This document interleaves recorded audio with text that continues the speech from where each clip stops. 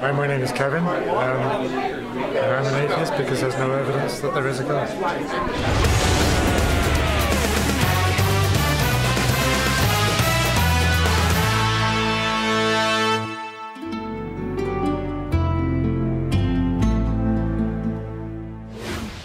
Two suicide bombers killed 11 people and injured 30 more at the St. Andrew Military Protestant Church in Kaduna, Nigeria.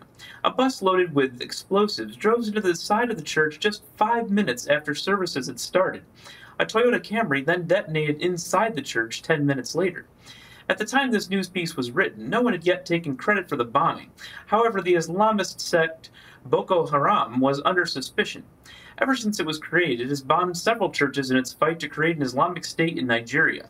One such bombing killed 8 people and wounded more than 100 in November at a church in another part of Kaduna.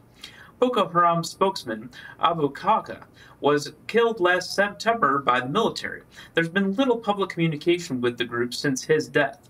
Boko Haram has killed at least 2,800 people since an uprising in 2009 and has become the largest security threat in Nigeria. The country's military has offered a reward of 190 million nairas for information leading to the capture of 19 Boko Haram leaders, including 50 million nairas for the sect's leader, Abubakar Shekau. Syed Asif Ibrahim, an Indian Muslim, has just been appointed as director of India's Intelligence Bureau. He is the first Muslim to hold this position in 125 years. He received the appointment over several other candidates who had higher seniority than him. This is a rare occurrence in a country that values seniority as highly as India, and some say the appointment was made to curb complaints that the IB is staffed overwhelmingly by Hindus and very few Muslims.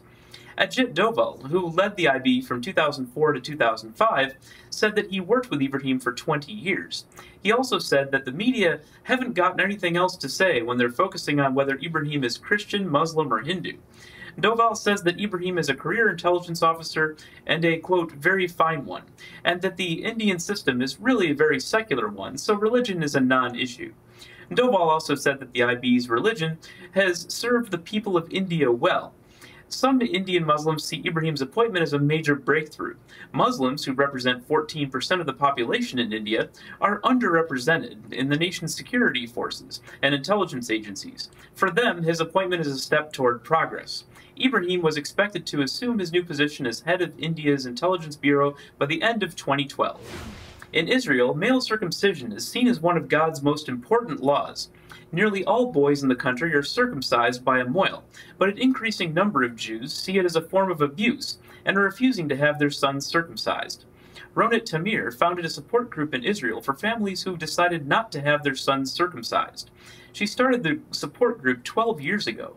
Tamir said that in the beginning, the support group had to work hard to find 40 families and would only get 1 or 2 phone calls a month.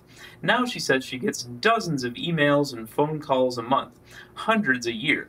Elsewhere, rates of circumcision are well under 20% in Europe and well over 50% in the United States. The health ministry in Israel does not keep records on circumcisions, but estimates around 60 to 70,000 are performed every year. This corresponds to the number of boys born in Israel in 2010.